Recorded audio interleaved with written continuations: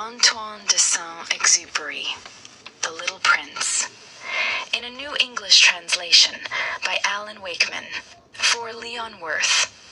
I hope all you children will forgive me for dedicating this book to a grown-up. I've got a good excuse.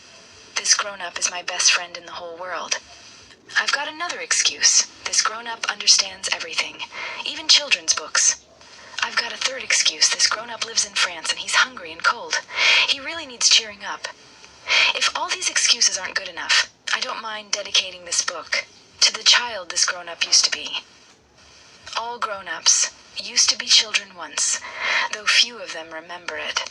So I'll alter my dedication for Leon Worth when he was a little boy. Saint-Exupéry wrote The Little Prince in exile in the USA during the Second World War, while his beloved France was occupied by Nazi Germany. Chapter 1. Once when I was 6, I saw a magnificent picture in a book about the virgin rainforest called True Stories from Life. It showed a boa constrictor swallowing a wild beast. Here is a copy of the picture. In the book it said, boa constrictors swallow their prey whole, without chewing it. They can't move afterwards, and sleep for 6 months while they digest it. Well, this set me thinking about jungle adventures, and I succeeded in doing my first drawing, using a colored pencil. My drawing number 1. It was like this. I showed my masterpiece to grown-ups, and asked them if it frightened them. They said, "Why should we be frightened of a hat?" My drawing wasn't a hat. It was a boa constrictor digesting an elephant. So I did a drawing of the inside of the boa constrictor to help the grown-ups to understand. They always need explanations. My drawing number 2 was like this. The grown-ups told me to put my drawings of open and closed boa constrictors away and get on with my geography, history, arithmetic, and grammar. And that's how I gave up a fantastic career as a painter at the age of 6. I was depressed by the failure of drawing number 1 and of drawing number 2. Grown-ups never understand anything on their own, and it's boring for children to keep having to explain things to them. So, I had to choose a different job, and I learned how to fly planes instead. I've flown all over the world, and it's true that geography has been very useful. I can tell the difference between China and Arizona at a glance. This is very helpful if you get lost in the night. In the course of this life, I've had lots to do with lots of serious people. I've spent a lot of time with grown-ups. I've seen them from close up. It hasn't improved my opinion of them much. Whenever I meet one who seems intelligent, I get out my drawing number 1, which I've always kept, and try it out on him. The idea is to find out if he knows what he's talking about. But the person always says it's a hat. So I don't talk to him about boa constrictors, or virgin rainforests, or stars. I do what he wants. I talk about bridge, golf, politics, and ties. And the grown-up is really pleased to know such a sensible man. Chapter 2. This is why I lived alone, without anyone I could really talk to, until 6 years ago when I had a breakdown in the Sahara Desert. Something had broken in my engine, and as I didn't have a mechanic or any passengers with me, I knew I'd have to try to do a difficult repair job, all on my own. It was a matter of life and death. I had hardly enough drinking water to last me 8 days. There I was then, that first night, going to sleep on the sand, 1,000 miles from human habitation. I was more isolated than a castaway on a raft in the middle of the ocean. So you can imagine my amazement when I was woken at daybreak by a strange little voice saying, "Please, draw me a sheep." What, draw me a sheep? I jumped to my feet, as if I'd been struck by lightning. I rubbed my eyes. I looked, and I saw this extraordinary little chap looking at me intently. But of course my picture is a lot less enchanting than the original. It's not my fault. I was put off a career as a painter by grown-ups at the age of 6, and the only things I ever learned to draw were open and closed boa constrictors. Anyway, I stood looking at this apparition, my eyes wide with astonishment. Don't forget, I was 1,000 miles from human habitation. Yet this little fellow didn't seem to be either lost, or tired, or hungry, or thirsty, or frightened. In no no way did he look. Like a child lost in the middle of a desert, 1,000 miles from human habitation. When I finally managed to speak, I said, "What on earth are you doing here?" And he repeated very gently, as if it was very important, "Please, draw me a sheep." When a mystery is so overpowering, one dare not disobey. As absurd as it seemed to me, 1,000 miles from human habitation, and in danger of death, I got a sheet of paper and a pen out of my pocket. But then I remembered that I had chiefly studied geography, history, arithmetic, and grammar, and I said to the little chap, rather crossly, that I didn't know how to draw. He replied, "It doesn't matter. Draw me a sheep." As I had never drawn a sheep, I redid for him one of the only 2 drawings I knew, the one of the closed boa constrictor. And I was astounded to hear him say, No, I don't want an elephant in a boa constrictor. A boa constrictor is very dangerous, and an elephant's very cumbersome. It's very small, where I come from. I need a sheep. Draw me a sheep. Here's the best portrait I was able to do of him later. So I did a drawing. He looked at it carefully, then said, "No, that one's already very ill. Do me another." So I did another. My friend smiled benevolently and said gently, Come, you can see it isn't a sheep. It's a ram, it's got horns." So I did another drawing, but it was rejected like the previous ones. "That one's too old. I want a sheep that'll live a long time." Finally, as I was getting impatient and was in a hurry to start stripping down my engine, I scribbled this drawing and flung it at him. That's the box. The sheep he wants inside, and I was amazed to see my young judge's face light up. "That's exactly what I wanted. Do you think this sheep needs much grass?" "Why?" "Because it's very small where I come from. He'll be just right. I've drawn you a very small sheep." He leaned over the drawing. "Not so small as all that. Hello, he's fallen asleep." And that's how I came to meet the little prince. Chapter 3. It took me a long time to discover where he came from. Although the little prince asked me lots of questions, he never seemed to hear mine. It was things he said by chance that bit by bit revealed the truth to me. For example, when he first saw my plane, "I won't try to draw my plane. It would be too hard for me," he said. "What's that thing? It's not a thing. It flies. It's a plane. It's my plane." And I was proud to reveal I could fly. Then he cried out, "What? You fell from the sky?" "Yes," I said modestly. "How funny." And the little prince burst out laughing, which annoyed me a lot. I expect people to take my misfortune seriously. Then he added, "So you came from the sky too. Which planet are you from?" I suddenly had an idea where he might have appeared from so mysteriously, and quickly asked, "So you're from another planet, are you?" But he didn't reply. Looking at my plane, he gently shook his head. "You obviously couldn't have come very far in that thing, could you?" And he sank into a sort of daydream for a long time.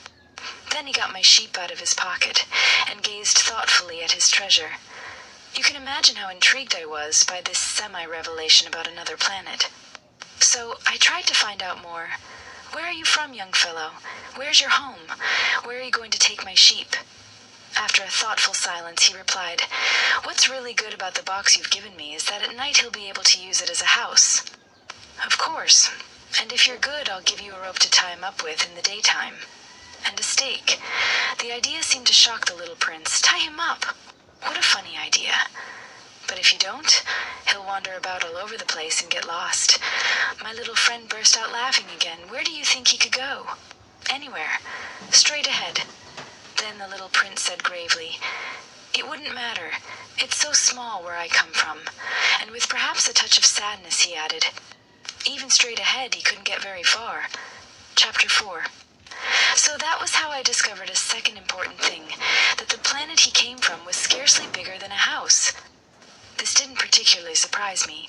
I knew that apart from the big planets which have been given names like Earth, Jupiter, Mars, and Venus, there are hundreds of others, some of which are so tiny you can hardly see them through a telescope. When an astronomer discovers one, he gives it a number for a name. For example, he might call it asteroid 3251. I have good reasons for thinking that the planet the little prince came from is asteroid B612. This asteroid has only been seen once through a telescope by a Turkish astronomer in 1909. He gave a lecture about his discovery at an international congress of astronomy at the time, but no one believed him because of the clothes he was wearing. Grown-ups are like that. Luckily for the reputation of asteroid B612, a Turkish dictator forced his people to wear European clothes on penalty of death. The astronomer gave his lecture again in 1920, dressed in a smart suit, and this time everyone believed him. I've given all these details about asteroid B612, including its number, for the benefit of grown-ups. Grown-ups like numbers. When you talk to them about a new friend, they never want to know about the important things. They never say, what's his voice like? What are his favorite games? Does he collect butterflies? They ask, how old is he? How many brothers has he got? How much does he weigh? How much does his father earn? And they imagine this will help them to find out what he's like. If you say to grown-ups, I once saw a lovely pink brick house with geraniums in the windows and doves on the roof, they'll never manage to visualize it. You have to say, I once saw a 100,000-franc house. Then they'll all cry, how pretty. So if you say, the proof that the little prince existed is that he was delightful, that he laughed and wanted a sheep. When you want a sheep, that's proof that you exist. They'll shrug their shoulders and treat you like a child. But if you say, the planet he came from is asteroid B612, they'll be convinced and will leave you alone with their questions. They're like that. You mustn't get cross with them. Children must be very tolerant towards grown-ups.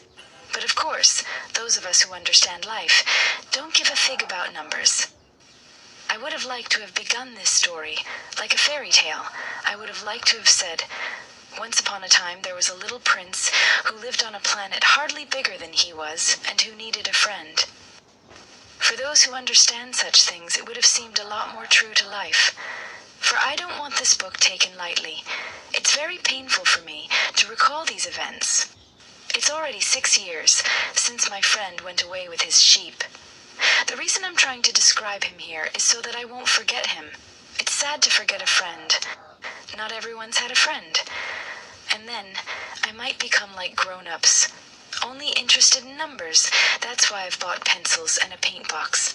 It's hard to start drawing again at my age, when the only attempts I've ever made have been open and closed boa constrictors at the age of 6. Of course, I'll try to get the best likeness I can, but I'm not sure I'll succeed. One drawing works, another doesn't. I may get the size a bit wrong. Here, the little prince is too big, there, he's too small. I'm also unsure about the color of his clothes, so I guess this and that as best I can. In the end, I may get some important details wrong. You must forgive me. My friend never explained anything. Perhaps, he thought, I was like him. But unfortunately, I can't see sheep through boxes. Perhaps I'm a bit like grown-ups. I must be getting old. Chapter 5. Every day I discovered something else about his planet, or his departure, or his journey. It came gradually, by chance remarks. Thus, on the 3rd day, I heard about the problem of the baobabs. This time, too, it was. Thanks to the sheep, because the little prince seemed suddenly struck with doubt, and demanded sharply, Sheep do eat bushes, don't they? Yes, they do. Oh, good. I didn't understand why it was so important that sheep should eat bushes. But the little prince added, so, obviously, they eat baobabs too, don't they? I remarked to the little prince that baobabs are hardly bushes, but enormous trees, as big as a church, and that, even if he took a whole herd of elephants with him, they'd hardly manage to finish a single baobab. The idea of the herd of elephants made the little prince laugh. You'd have to pile them on top of one another. But then, he remarked wisely, before they get big, baobabs start out small. That's true. But why do you want your sheep to eat small baobabs? Well, he said, as if he had to explain something obvious, and I needed a big effort of concentration to understand the problem, all on my own. Let's see. And in fact, on the little prince's planet, as on all planets, there were both useful plants and weeds. Therefore, plant seeds and weed seeds, but seeds are invisible. They sleep secretly underground, till one of them takes it into its head to wake up, whereupon it has a stretch, and timidly at first begins sending out a pretty harmless little shoot towards the sun. If it's a radish or rosebush shoot, it can be left to grow how it likes. But if it's a weed, it has to be pulled out directly, just as soon as you can recognize it. Well, on the little prince's planet, there were some horrible seeds, baobab seeds. The soil of the planet was thick with them. Now it's impossible to get rid of a baobab once it's taken hold. It takes over the whole planet. It drills through the soil with its roots. And if the planet is too small and there are too many baobabs, they can burst it apart. It's a matter of self-discipline, the little prince said to me later. After my morning wash, I must carefully do the planet's morning wash by pulling out every single baobab shoot, just as soon as I can tell the difference between them and the rose bushes, which they're very similar to when young. It's boring work, but very easy, and one day he advised me to try very hard to do a beautiful picture to help Earth children to understand all this. If they ever travel, it might be useful, he said. It's sometimes all right to put off doing a job till later, but with baobabs it's always a disaster. I once knew a planet where a lazybones lived. He couldn't be bothered with 3 little bushes, and following the prince's instructions, I did this picture of the lazybones' planet. Now, I don't want to preach, but the danger of baobabs is so little known, and the risks for someone who goes wandering off to an asteroid are so enormous that, for once, I'll overcome my reluctance and say it right out. Children, be careful of baobabs. I worked really hard on this picture, so I could warn my friends of a danger that, like me, they've been up against for a long time without realizing it. The lesson in the picture made it worth the trouble. You may wonder why there aren't any other impressive pictures in the book like this one of the baobabs. The answer's easy. I tried, but didn't succeed. When I was drawing the baobabs, I was inspired by a sense of urgency. Chapter 6. Ah, little prince, so bit by bit I came to understand your melancholy little life. For a long while, your sole amusement was the pleasure of sunsets. I discovered this new detail on the 4th morning when you said, I like sunsets. Let's go and watch a sunset, but we must wait. What for? For the sun to set. At first you seemed surprised. Then you laughed at yourself and said, I keep thinking I'm at home. And in fact, as everybody knows, when it's midday in America, the sun's setting in France. If you could get to France in a minute, you could see a sunset. Unfortunately, France is a lot too far away. But on your little planet, all you had to do was pull your chair back a few paces, and you could watch the dusk any time you liked.